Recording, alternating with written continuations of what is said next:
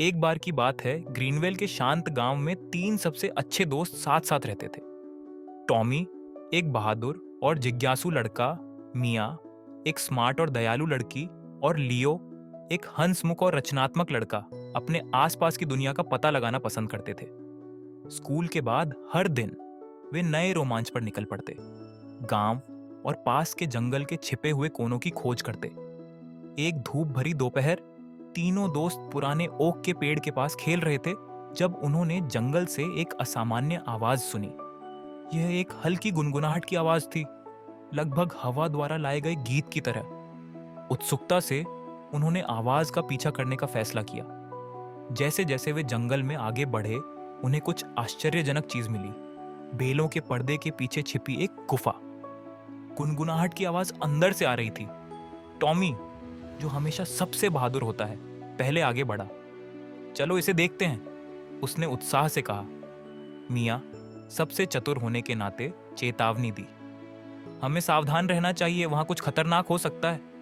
कल्पना से भरे लियो ने कहा, या शायद ये एक जादुई गुफा है जिसमें खजाना छिपा है। जिज्ञासा ने उन पर काबू पा लिया और साथ में वे अंदर चले गए। गुफा ठंडी थी और दीवारों पर अजीब चमकते नीले क्रिस्टल से मंद रोशनी थी।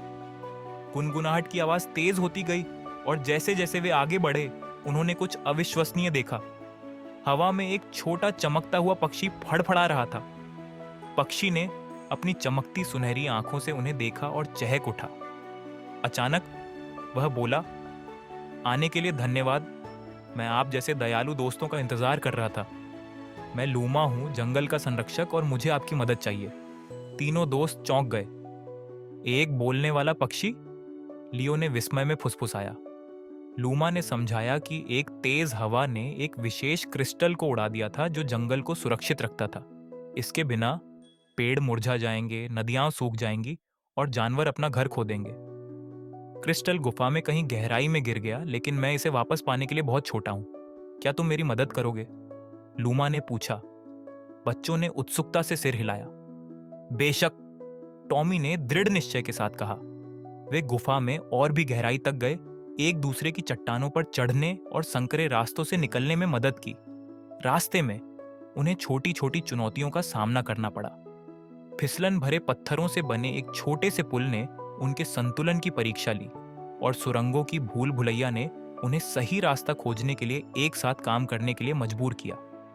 लेकिन टीम वर्क के जरिए उन्होंने हर बाधा को पार कर लिया।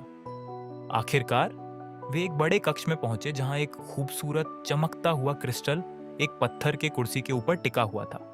लेकिन इससे पहले कि वे इसे पकड़ पाते, शरारती चमगादड़ों का एक समूह नीचे फड़फड़ाते हुए उनके रास्ते को रोक रहा था।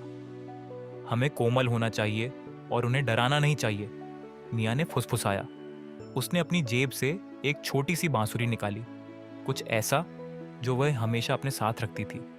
एक नरम मधुर धुन बजाते हुए उसने चमगादड़ों को तब तक शांत किया जब तक कि वे एक तरफ नहीं चले गए। टॉमी ने सावधानी से क्रिस्टल उठाया और पूरी गुफा सुनहरी रोशनी से जगमगा उठी।